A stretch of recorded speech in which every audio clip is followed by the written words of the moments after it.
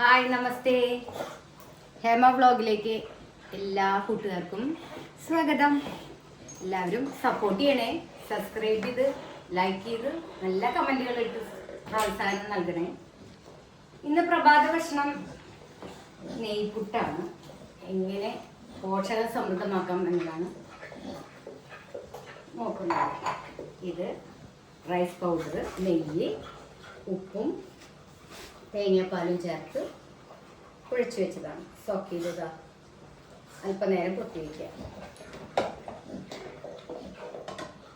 ഇവിടെ ഇതാ പയറ്, പ്രോട്ടീൻ കലവറയായ പയർ കറി, ഇതാ മുട്ട പുഴുങ്ങിയത്. ഇതാണ് ഇന്നത്തെ പ്രഭാത ഭക്ഷണം. എളുപ്പത്തിൽ എങ്ങനെയാണ് പുട്ടുണ്ടാക്കാൻ നോക്കാം. ഇതുപോലത്തെ ഒരു മഗ് എടുക്കാം. അതിനുശേഷം തേങ്ങാപ്പാല് ചേർത്ത കാരണം അല്പം മാത്രം തേങ്ങ യൂസ് ചെയ്താൽ മതി. ഉണ്ടോ?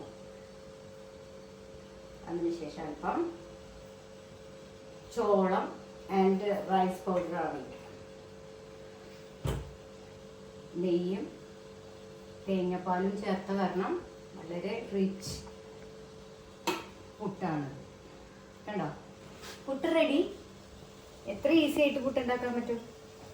എത്ര പേർക്ക് വേണമെങ്കിലും നമുക്കിതുപോലെ ഉണ്ടാക്കാം.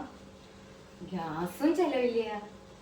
ഓക്കെ, എല്ലാവർക്കും ഇഷ്ടപ്പെട്ടെങ്കിൽ നല്ല കമൻറ്റുകൾ ഇട്ട് പ്രോത്സാഹനം തരണേ. Okay, by.